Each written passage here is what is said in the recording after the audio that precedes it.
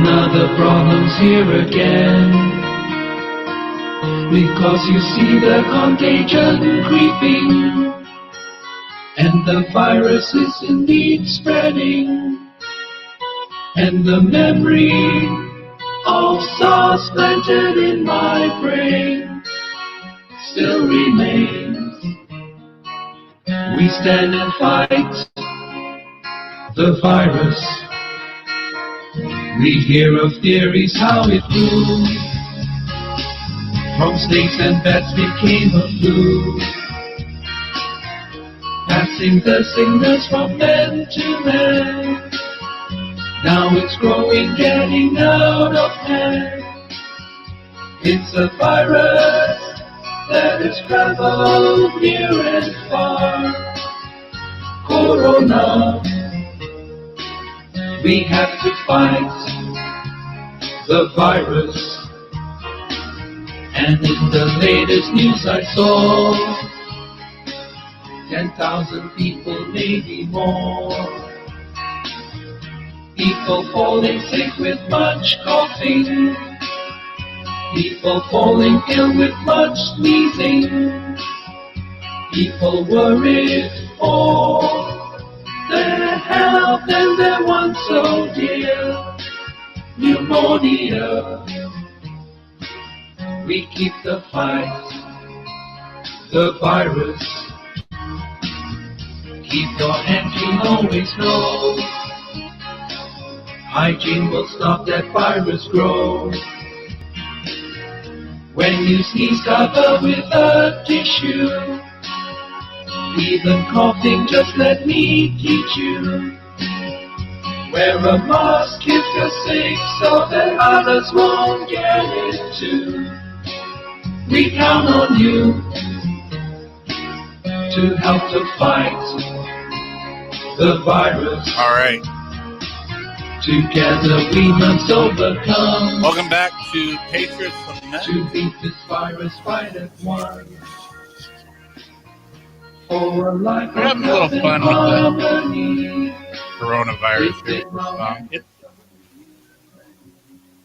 not to make light of people that have succumbed to the disease, but it's in everyone's vocabulary now. It's all over every piece of news you can think of. Coronavirus. You're listening to Patriots Lament. My name is Joshua Bennett, and online we have David Diesel and Michael Anderson. Morning, guys. Morning. You can check it out on YouTube. Search for Patriots Lament or Radio Free Fairbanks. Or if you're good on the keyboard, YouTube /Radio Free Fairbanks. This hour, we're going to discuss the coronavirus. Go ahead, guys. What do you think? Well, we were segueing into that on the economic side last hour, right? And the reorganization. We were talking about antifragility, the reorganization of trade, blah blah blah blah. Scott in the comments here brought up an interesting point, which about antifragility, which is wise friends and good counsel, and an attitude that things can be solved is the ultimate antifragility. And that's kind of what, I don't know, as far as whatever happens with coronavirus, I think that is a good outlook to have. Stuff's going to change. Economically, as we talked about last hour, and then institutionally, and it's going to change in ways that are out of our hands. And so being able to move with that is going to be the way to go.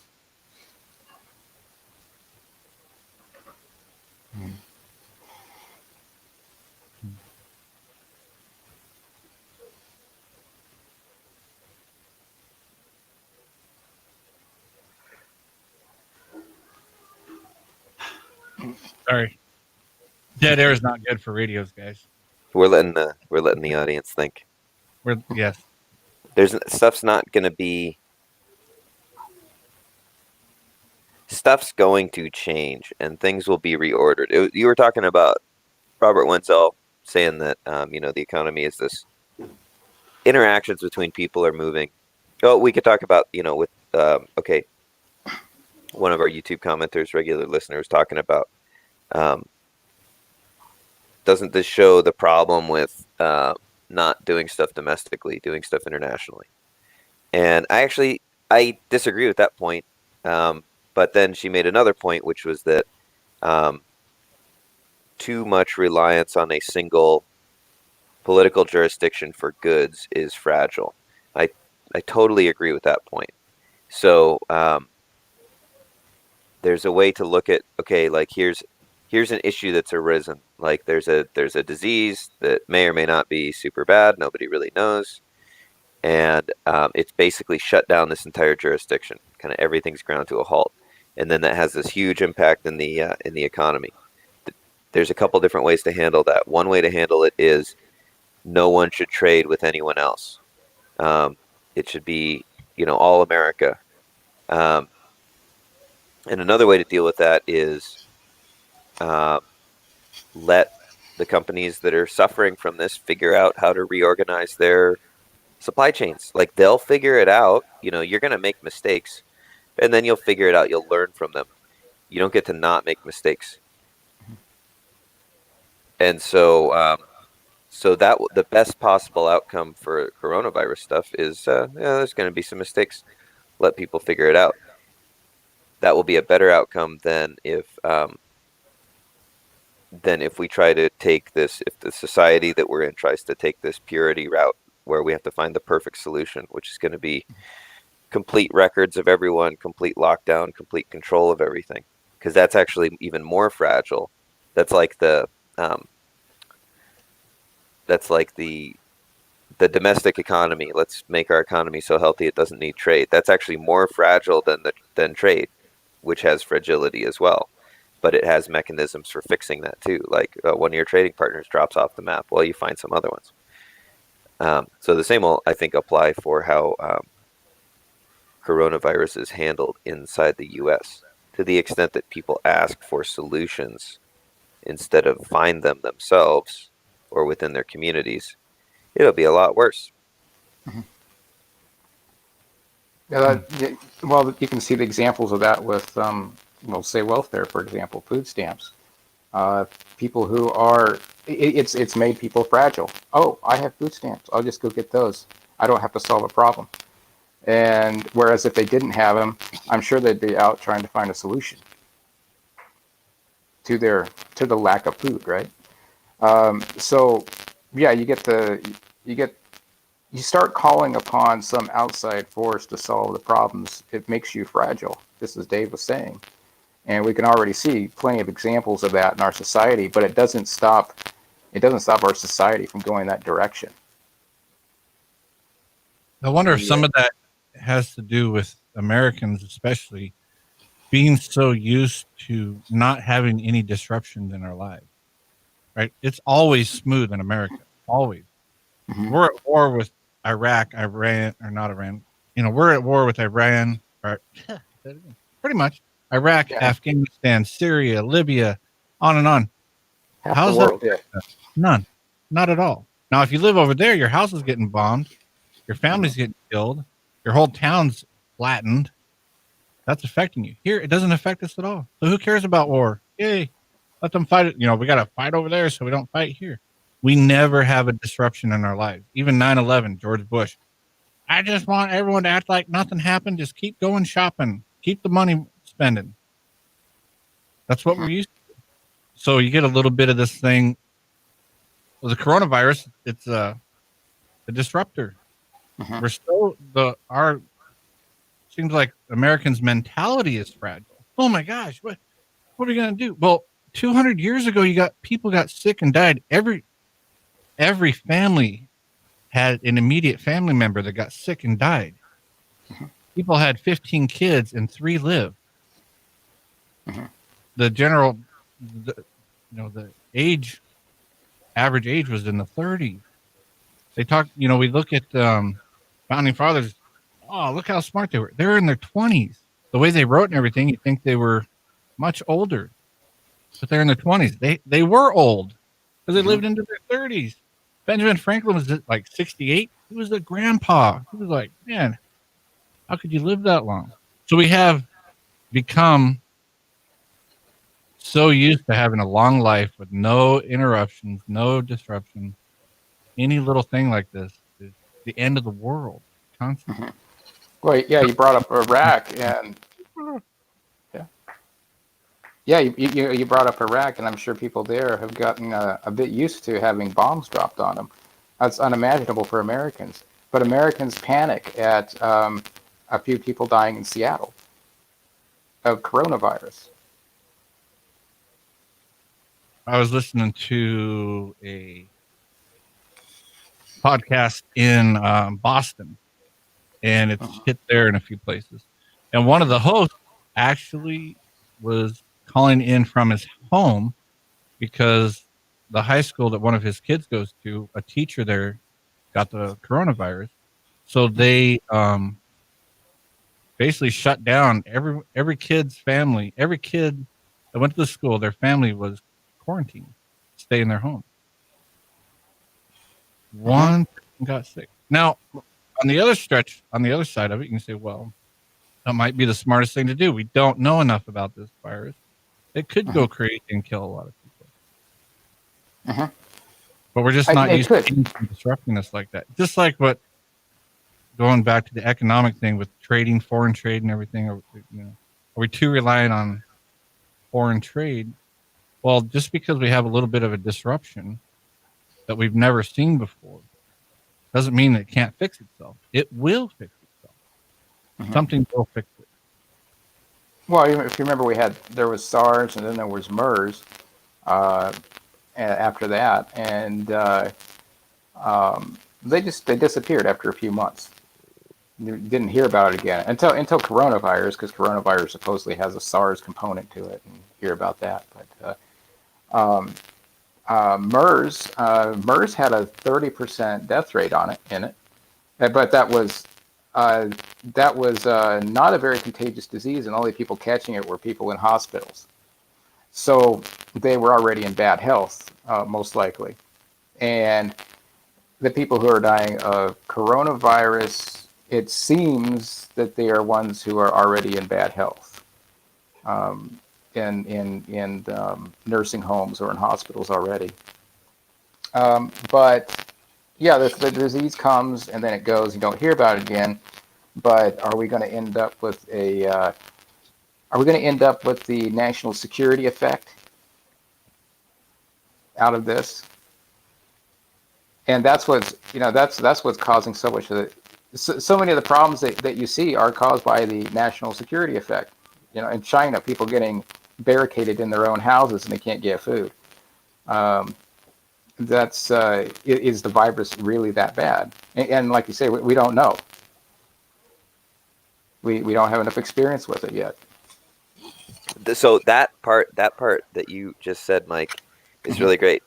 We don't know, which is true. That's actually true of almost everything in our life. That's true of anthropogenic global warming. We don't know. It's true of the next time you get in your car and go down the road. Are you gonna die? Don't know. But we live in a world where we think we know, and the introduction of a little bit of uncertainty. You could say it's similar to the stock market. Yeah. The belief in our own knowledge as human beings about the way the universe works is in a bubble. And it's brushing up against a bunch of pins. Then they could pop it. I mean, that's where the reemergence of the flat Earth movement comes from. A bunch of the flat earthers they're not really adamant that the Earth is flat. They're adamant that there's a crisis in the degree to which science or the scientific community claims it knows things. There's something like 80% of peer-published or peer-reviewed papers have experiments in them that are not repeatable. Like if you repeat the experiment, you'll get a different result. No one's been able to get the original result. It's some crazy high number like that. So yeah, so with the coronavirus, you have that. You have like, we don't know. How bad is it? Don't know. So then what do you do tomorrow? If you don't know something significant, how do you live tomorrow? And yeah, that's a good point to bring up. You know, we tend to live in a society now, especially in America, but it's probably present in China too, where people are comfortable thinking that they know. You know, everyone's a know-it-all, right? Everyone thinks they know. And when something uncertain like coronavirus comes along, that uncertainty causes the panic.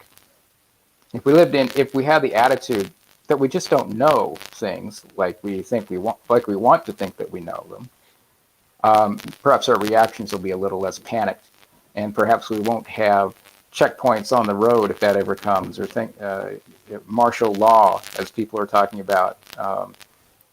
You look at the travel industry has been decimated recently. I got online last night and looked at tickets from here in Tampa back to Fairbanks. I can get a ticket right now for $191 back there for April. That's crazy. Less than $200, I can fly all the way across the continent. And it's because no one's traveling right now. We got some phone calls, guys. You want to hit them? Mm-hmm. All right. Hello, caller. You are on Patriots Lament. Go ahead. Hello. Hello. Yep, you're on. Oh, hey, thanks. Hey, I just had a quick question, but can I just do a lost and found thing? I found an expensive tool. Do you guys mind if I just throw that out there right now with my phone number? Go ahead. Okay, so yesterday, Hamilton Acres, right in the middle of one of the streets, I'm driving down the road, found a tool kit.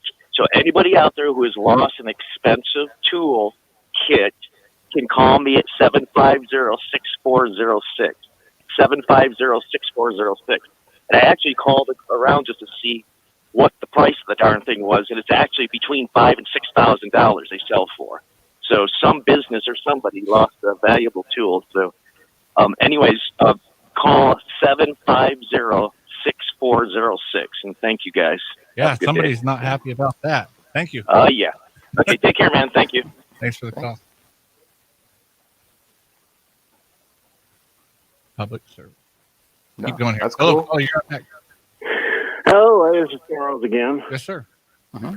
I was thinking about that a few times last summer when things were found on the Richardson Highway out in front of me.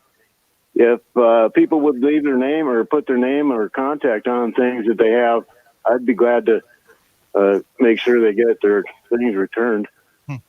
But just a comment about the outside source. An outside source makes you more fragile. I wrote a letter to Don Young, or I call him Don't Young, several years ago. It was a McCain Feingold, something about, personal protection or gun rights. Well, what Don Young wrote back to me, Don't Young, said, you have to convince my opponent, not me. You'd be better off writing letters to people that didn't agree with him to change the system. So that's an outside source, the way I see it. I don't expect anything different from Mr. Kaskarowski or Sullivan. So that's kind of logic I'm using today.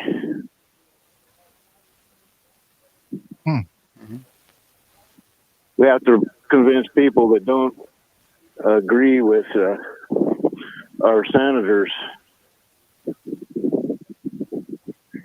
to further our cause. Yeah. Mm-hmm.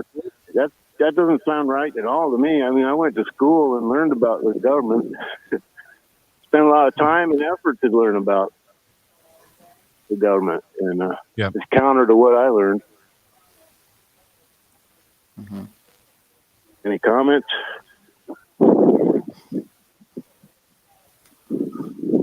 What do you mean when you say convince? Like, convince or persuade people?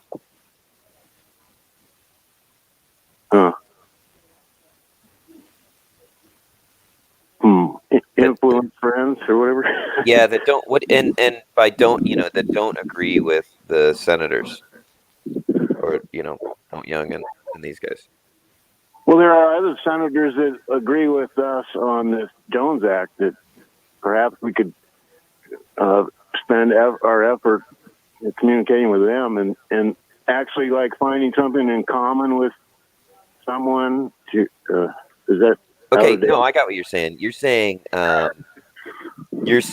build the positive relationships instead of point out the gap in the negative relationship. Yeah. So right, and you have sent a couple links to some of these guys who are working like on the Jones Act, who are working towards its repeal. I think that's a great idea. I mean, I think that's a great idea. That's a little bit. Scott in the comments this hour was talking about anti-fragility, and he made the comment about the can-do attitude, which is like find the people who are looking for the solutions. That's a solid suggestion. Do you have any thoughts on how to have a productive discussion with Lisa and Dan and Don, where it appears that there's a disagreement? Do you have any thoughts on where that conversation could start? Like, where is there common ground that could be built off of? A solid basis of knowledge on history, the events that occurred before Alaska statehood, the reasons for a Merchant Marine Act in the first place, why it's totally against Seward's intention of having a domination of the West Coast economy and not just a part in it, to dominate. I mean, every square foot of the seaboard on the Pacific coast could be used for a benefit instead of a nothingness. Nothing there. Every inch of coastline to our advantage. Which isn't the case right now. Right. Extreme nationalism, I guess, but you got to counter that with something too.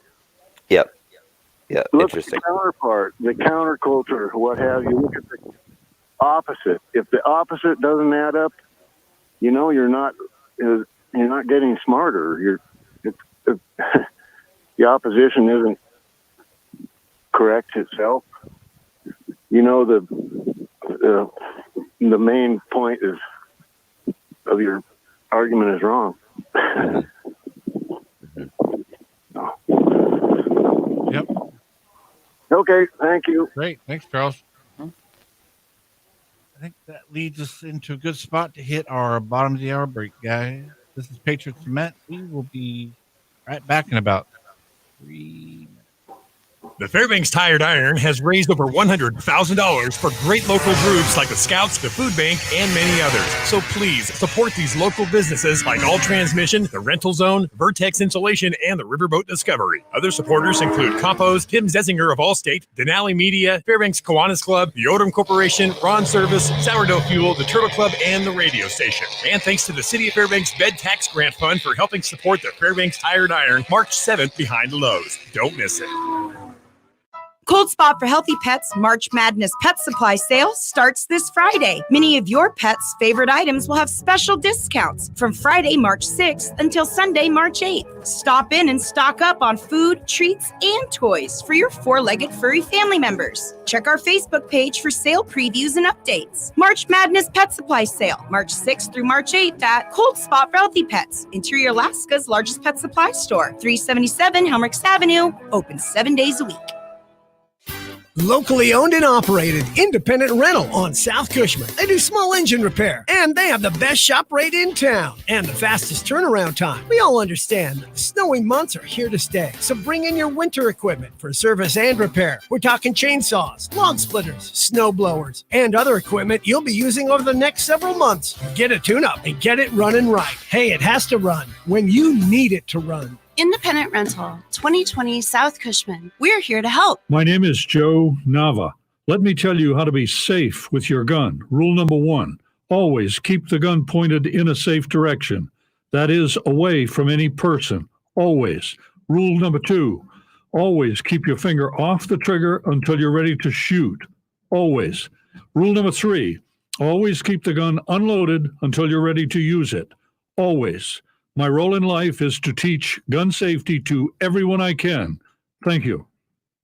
When you love to fish, you don't let a little bit of ice get in your way. Show your love. Enter the Frontier Outfitters Ice Fishing Photo Contest. You could win a $50 gift card every Friday. All you have to do is upload your favorite ice fishing photo to their Facebook page. Visit Frontier Outfitters for everything you need, from rods and tackle to augers and the right winter clothes. Enter Frontier Outfitters Ice Fishing Photo Contest now through April 17th. Frontier Outfitters, for your Alaskan lifestyle.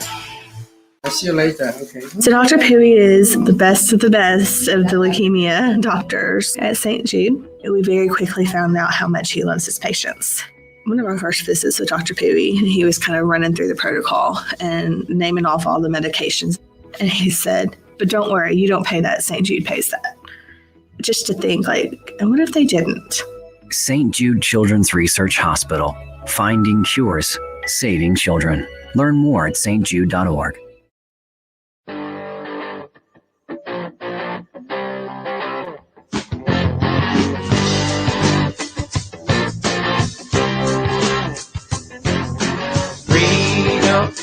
Keep walking, keep on your toes, and don't stop talking about freedom. To get going, lots to be learning, lots to be knowing about people. You gotta reach them, sit and write it down, then you gotta teach them about freedom. You gotta win it, gotta put yourself smack dab in it. Hey, tomorrow, hey, don't go away.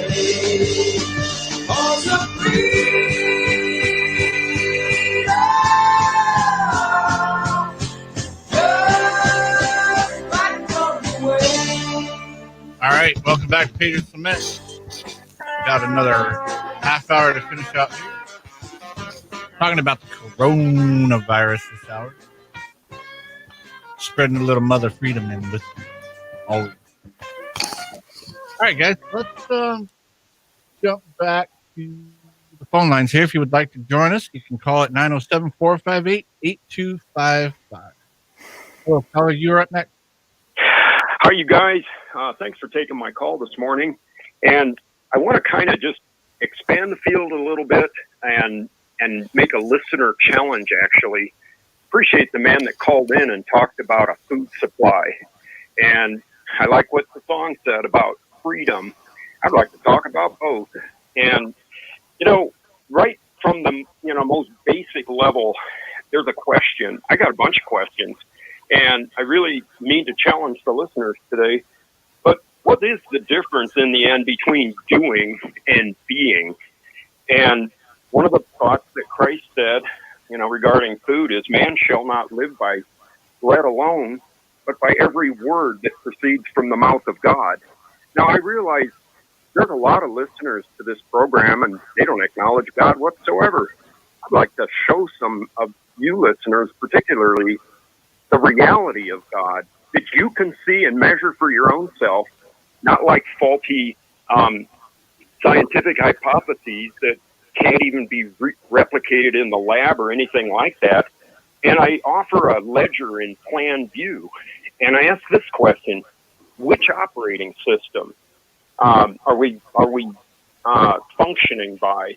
And who said what in the first place? And on the one side of the ledger, we could say, well, did God really say? That's Satan's words. And then pronounce the lie after he said it. On the other side of the ledger, it's what God said.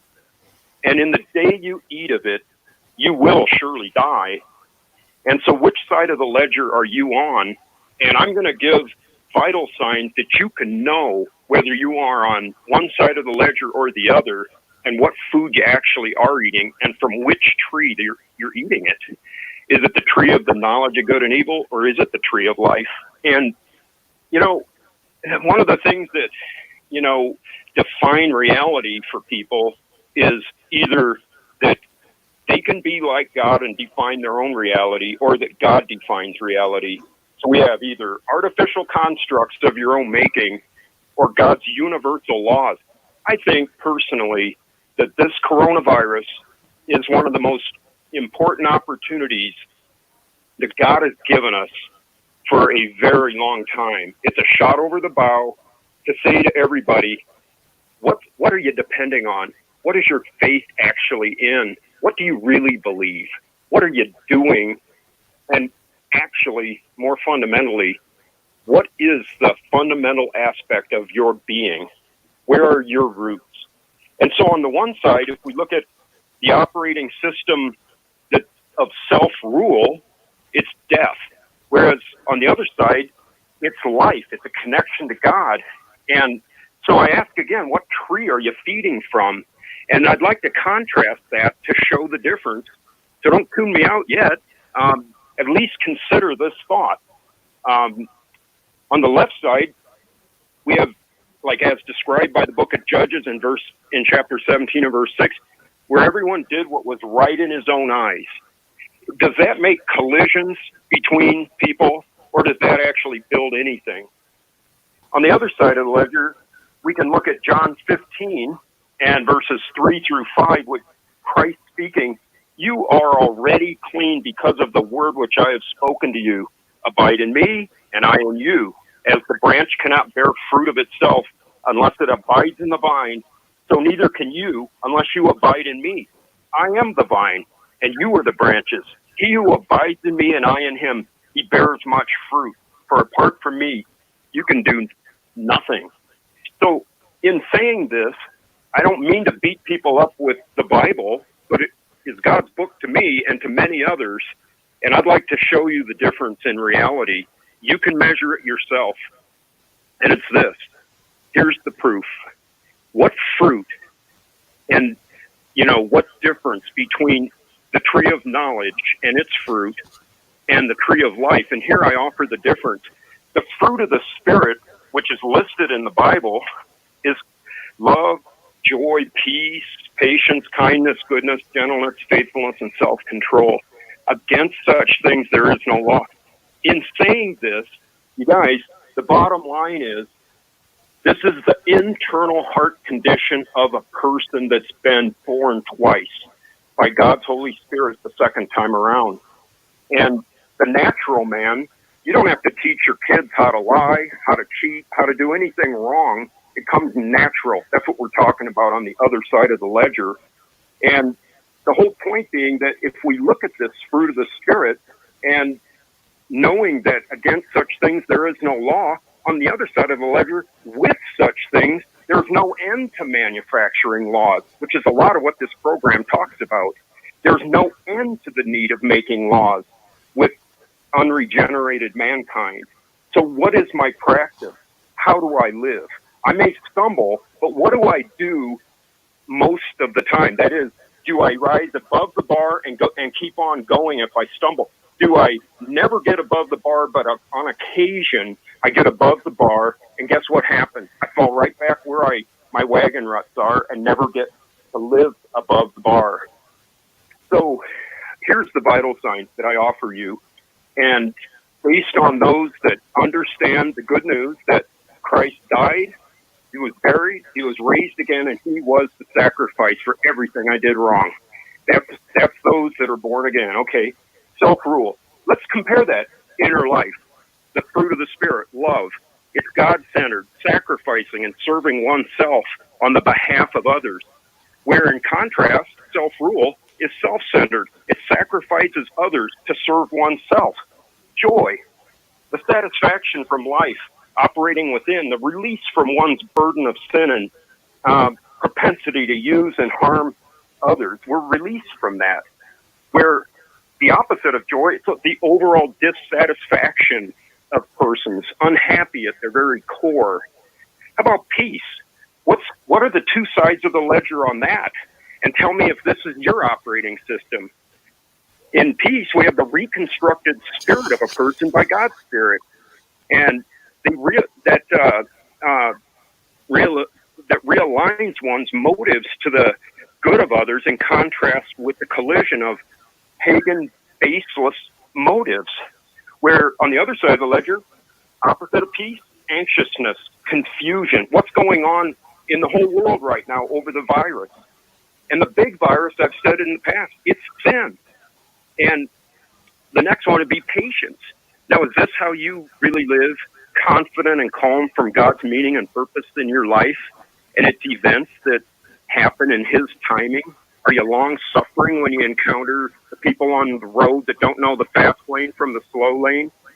Well, on the other side of it, there's the frustrated. They're not patient.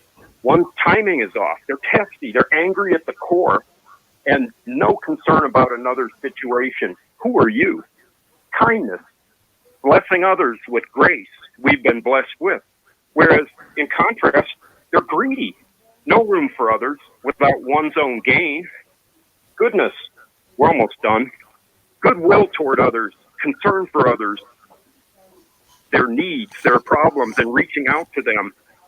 Well, in contrast, on the other side of the ledger, you got ill will toward others, fundamentally despising God and His plans. Gentleness, which is meekness, humility, emptied of one's pride and false self-narratives. And here's the person that's the opposite. Proud, boisterous, self-promoting instead of bowing to God's ways. Faithfulness, loyal to God and others, trustworthy, doing what I'm supposed to do from the heart, steadfast on God's standards. Where, how about the other side of the ledger? Not reliable, not trustworthy, existentialistic to one's own values, and which change with personal circumstances, cowardly life choices, living a lie, changing like the weather. And the final one, self-control, enabled by God's Spirit to obey God's pronouncements to do or not to do something. Well, on the other side of the ledger, controlled by bad habits and addictions, appetite-driven. So I ask you, you look at the difference of your own life in the inner man, in your heart. Which one are you? And you know from the whole thing that we just talked about who you are. God knows who you are. You're not fooling Him. And I just invite anybody that isn't in the lifeboat, get ready, folks. God's given us a generous warning shot over the bow with this virus, and it is time. The life ring is thrown out to you today. The gospel of Jesus Christ will go forth, and that is your hope for salvation in the big picture. Thank you for listening. Thank you. Thanks for the call. Appreciate it.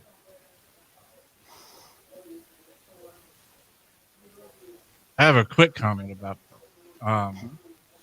particularly what you just put up on the YouTube channel there, David. The fruit of the Spirit. At the end, it says, "Fruits of the Spirit is love, joy, peace, forbearance, kindness, goodness, faithfulness, and gentleness, self-control. Against such things there is no law." Unless you live in America, and there's plenty of laws against such things. Well, if you do a lot of those things, it'll get you in trouble. Yeah. The fruit of the Spirit, as long as you're licensed to have that fruit of the Spirit. Yeah, he's talking. Going back to the Jones Act again with that. I mean, why was the Jones Act implemented? It was the claim was that there was going to be a lack of it is due to a lack of shipyards, right? In order to that would be able to provide ships for wartime. And the result has been a lack of ships for domestic shipping. And so if you look at that, looking at the fragile and the anti-fragile, man-made laws are the result of fragile thinking. and they result in fragile economies. They result in fragility. And likewise,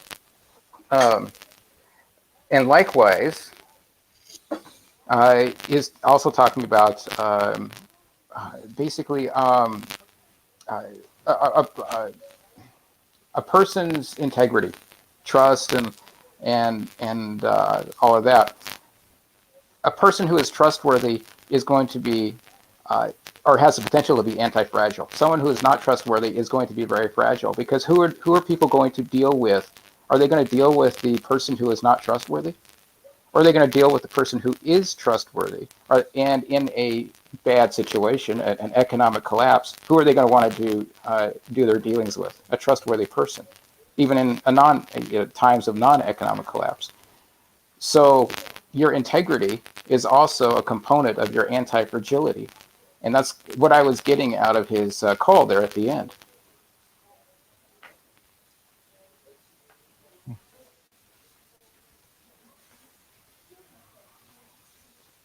But yeah, I think that's something to point out, is that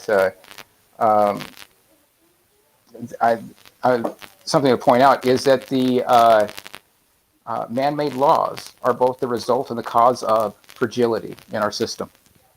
They're not something that we should look to.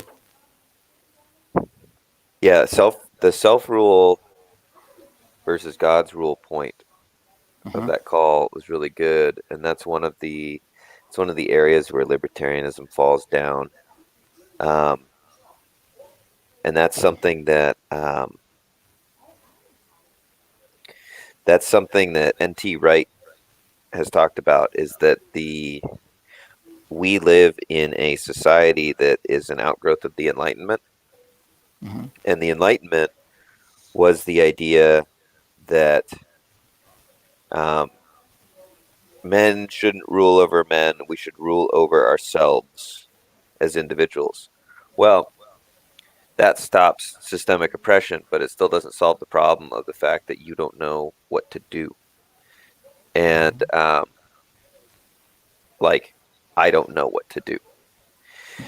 And so ruling over yourself is better than being ruled over by somebody else, but it still doesn't solve your fundamental problem of not knowing. And that's something else we were talking about. Yeah. And the caller there was talking about self-rule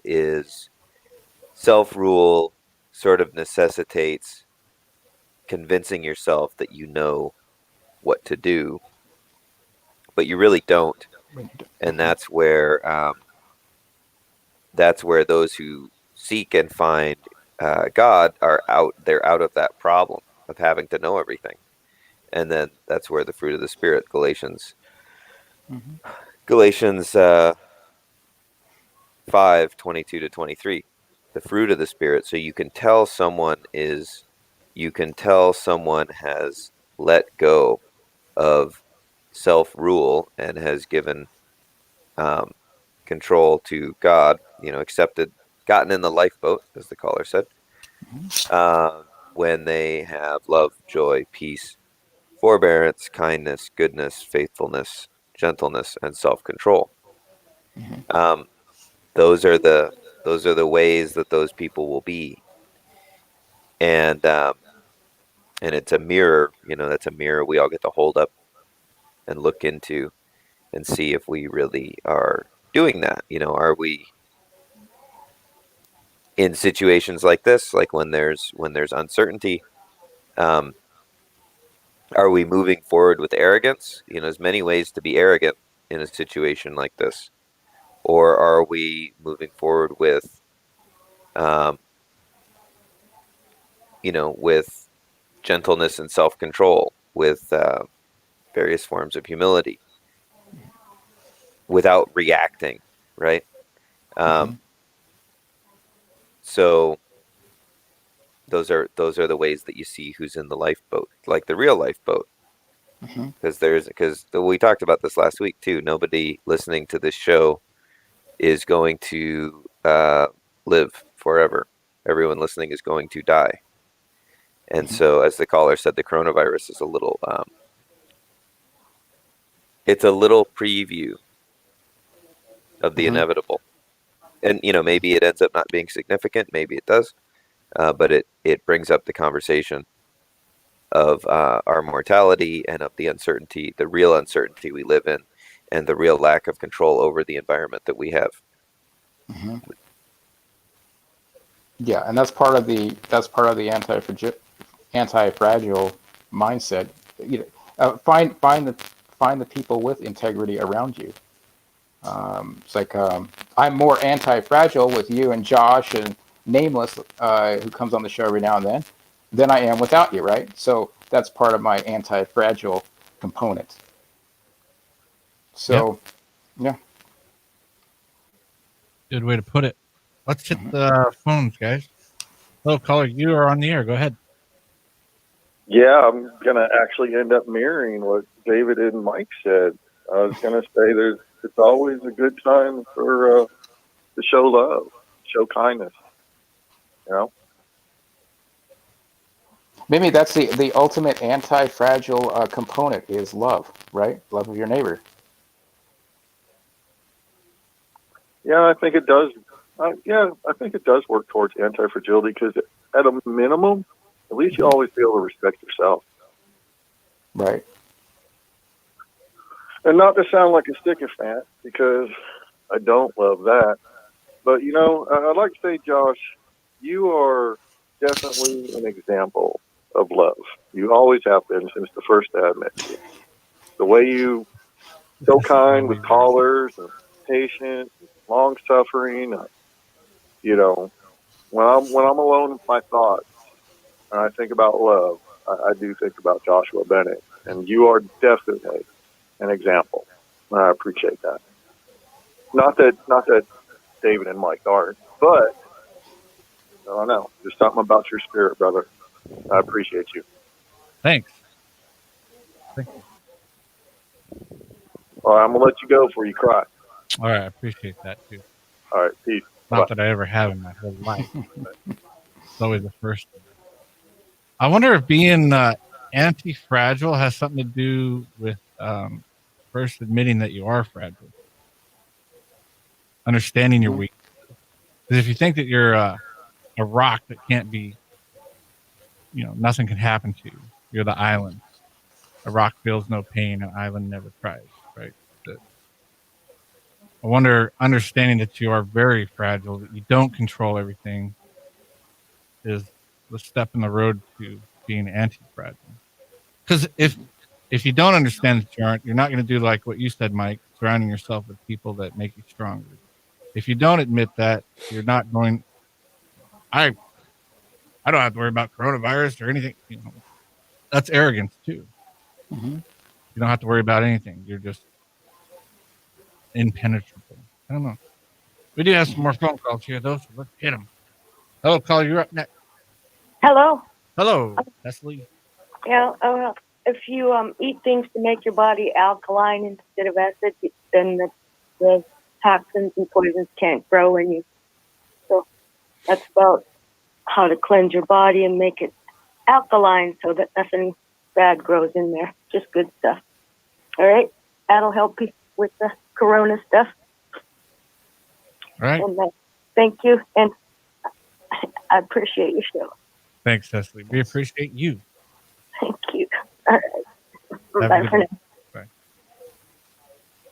I think that I was reading some stuff. I think I sent it to you guys where China's actually doing IV injection of vitamin C up to 24,000 milligrams a day.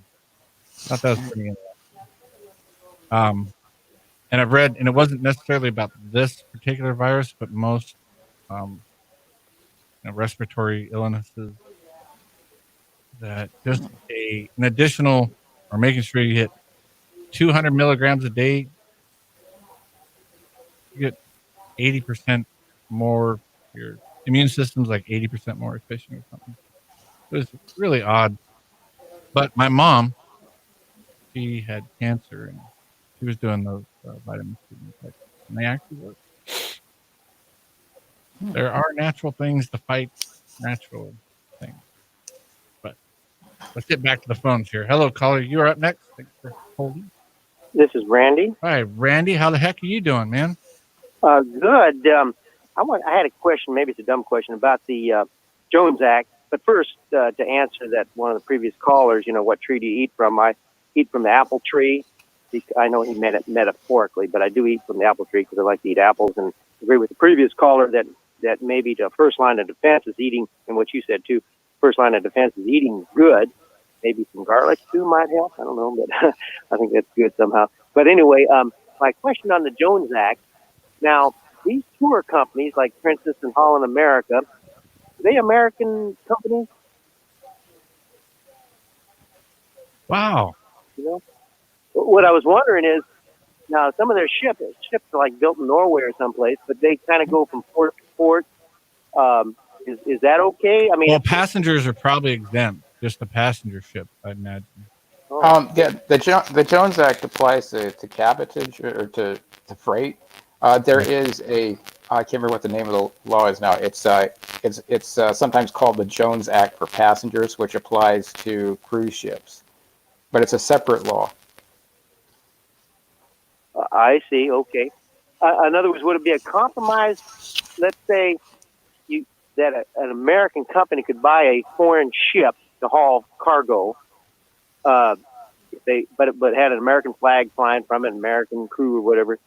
That would be kind of okay. They'd get a cheaper ship, but yet they're Americans, and it's our ship. It's America's ship. American citizens. Well, it has to be built, U.S. built. I think he was saying what a good compromise would be if we, I guess any chipping away would be better than nothing, I suppose. Yeah, I mean, I can see that in times of war, going back to the war excuse, whatever, if you had a foreign ship and foreigners owned it and had it, and then you suddenly needed to use it or borrow it, maybe it could have the foreigners would have planted secret listening, tracking devices on it or something in the hull somewhere, and it'd be unsecure, whereas if it's an American ship, you kind of have maybe a little more confidence that, even though it's built from foreign land, Americans... You'll know it has listening devices planted on it if it's American made. Okay, anyway, I just wondered about the cruise ship thing and the Norwegian ships they use and how they can go port to port and so forth. So I was curious about that part, but you said you kind of answered it. Okay, well, thank you then. Thank you, Randy. Okay, bye. Yeah, I don't think they rely on those old-fashioned gizmos so much anymore. Not very hard to track ships and listen to people. It's right. I have a listening device for the government right here.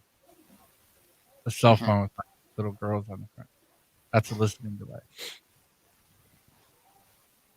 They hear everything. They watch all marine traffic is tracked via satellite too. I worked with some guys who were doing a data fusion project where they had access to all the satellite imagery, simultaneous to all of the port radars, and they would use it to detect ships that were changing their transponders to illegally catch fish in Japanese waters and then transfer them to Russian boats in international waters to avoid having to pay taxes.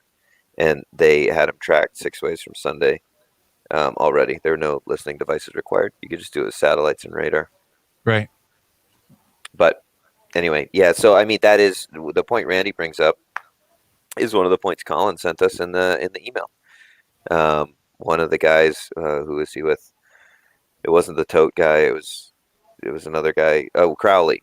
He was saying, we'll have foreign ships with Pakistanis transporting ammonium nitrate up and down the Mississippi if we get rid of the Jones Act. So there's a lot of fear out there, but it's not founded. Americans are pretty much the only ones who think about that stuff. Yeah, and the tote guy was making a comment. Would you want North Korean ships running up and down the Mississippi? Well, there's only like 6 countries in the world that have laws comparable to the Jones Act, and are they running ships up and down their rivers? And the answer to that question is no, and the answer to the first question is, yeah, I think it'd be great if North Koreans were able to run ships up and down the Mississippi, because trade is one of the greatest tools for getting along, right? people who trade with each other get along. So let them into the market. Let them run the ships.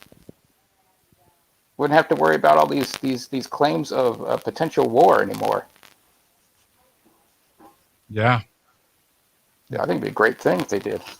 But but people, they throw out these fictional fears. There's always some fictional fear to justify whatever the state has implemented. Something that might disrupt your life. Mm-hmm.